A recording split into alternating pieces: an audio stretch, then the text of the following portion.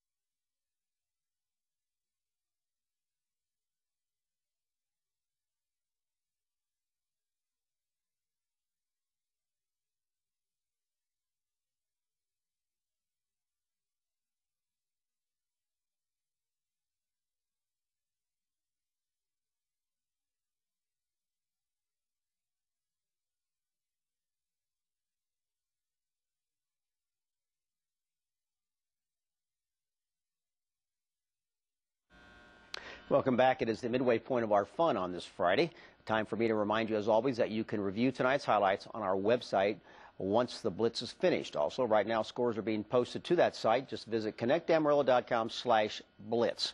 And once this is completed, scores will crawl across the bottom of your television screen periodically through midnight with the finals, just in case you have missed the numbers. Speaking of numbers, when the season began, Canadian was the top-ranked 1A team in Texas, but the Wildcats have had an up-and-down year.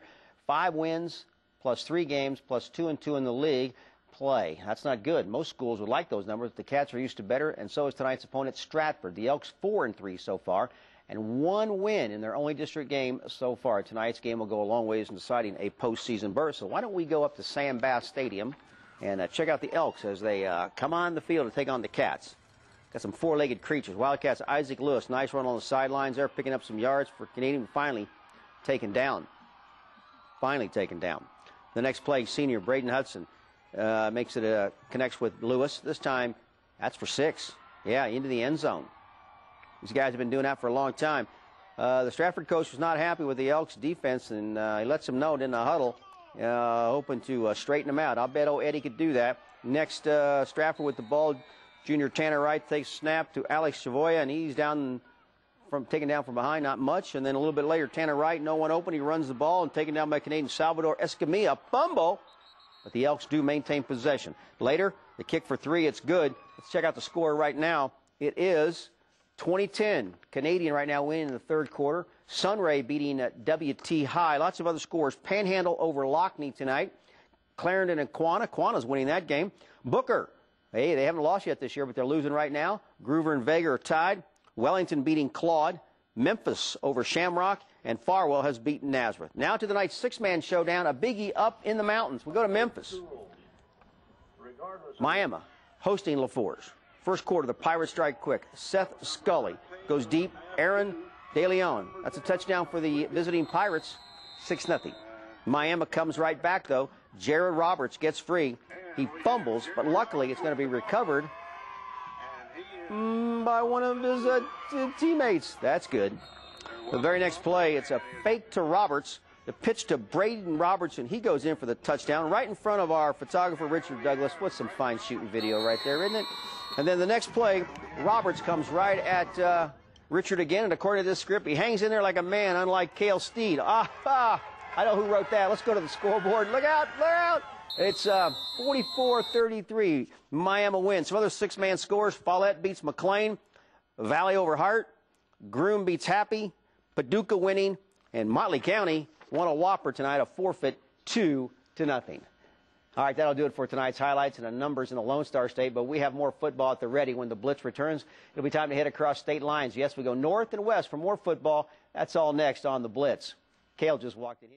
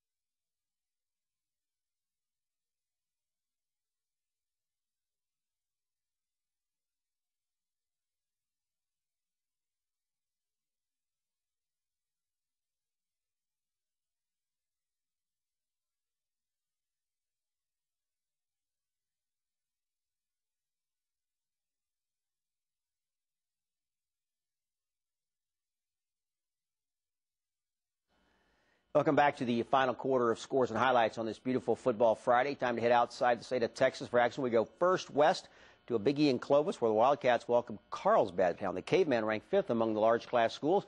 Plus, this is the start of a 2-game district run for the 3-team league. All right, let's head over there. Here come the Cats at Leon Williams Stadium. And early on, the home team with the ball. And this is Jonathan Johnson around the left side for a nice first down. You know, when the internet works, it's great, isn't it? Next play, it's a handoff to Marcus Trujillo, and he gets stuffed by Zachary Leyva of the Cavemen. That's a big Caveman. Trey Roscoe, the QB, drops back, but this time he's knocked down for a loss of 2. Carlsbad now gets the ball. Their quarterback, Rodney Holcomb, drops back, but then he's sacked by Nick Lakovich. Not much there. Let's go to the scoreboard, and not much happening. It's 8-7 right now. Last we heard, Clovis winning. Another low-scoring game. Lovington beating Portales. Also tonight, Texaco ahead of Tutuk by 15 points. Melrose beating Gateway Christian. Also, there's the score of the night. Look at that. Vaughn racked up 100, beating Sanhone Grady, who got 70. And Dora blanked Elida. Let's go back to last night and a busy night up in Oklahoma. We're going to go to Texoma. Texoma hosting Fairview. This is for outright second place in the 1A district. First quarter, third play of the game, Fairview's Grant Nightingale gets picked by Jack Powers. Going the other way with the Red Devils stall with drive. That's more like Florence Nightingale. All right, now with the ball back, Powers, quarterback, up the middle. And then the very next play, watch this. Trevor Green gets loose. And just listen to the natural sound video, as we like to call it, that our Cale Steed hung in there and got this picture. And this guy gets dough-popped. And you can hear the pads on the helmet. Ow. But they would get in for a touchdown. Let's go to the scoreboard from last time. We got a lot of scores from Thursday. Texoma won. Guyman got their first win of the year. That was a crazy game listed on the radio. Thomas over Beaver. Sharon and Mutual, the insurance company, wins. Hooker wins. OBA beats Turpin. Forgan a winner. And Shattuck a winner over Tyrone. Not really an insurance company. That'll do it for tonight's football fun. Again, highlights and scores on our website at connectamarillo.com/blitz. More football coming up. Our preview of tomorrow's big wagon wheel game in Canyon. You're watching the Blitz.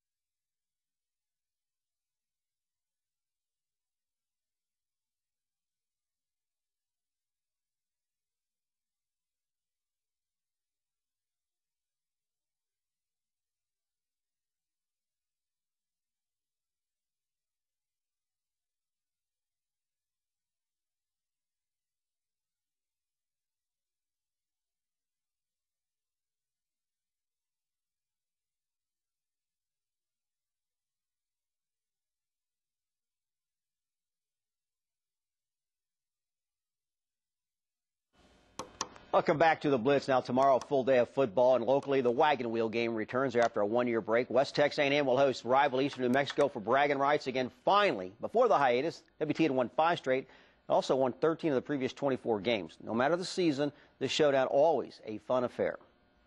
The intensity's a little higher. You know, we talk about winning the wagon wheel. We talk about running up the hill and singing the fight song. We talk about what it means to us. I've got 3 full-time guys on my staff that played in this game many times and won it many times. So we talk about that a lot. We talk and read about all the emails and texts that we get sent from alum wanting to bring that wheel home. So this Eastern WT rivalry is really, real heated. And, you know, I went on a recruit trip over there. I went on a recruit trip here. And, you know, I felt like I was at home here. You know, they really welcomed me in. And I'm glad I made my decision and looking forward to this game. We've just tried to alert all the new guys that hadn't been around this Eastern rivalry to just think back to your old high school and the team that you despised the most, the one that was closest to you in proximity, your biggest rival.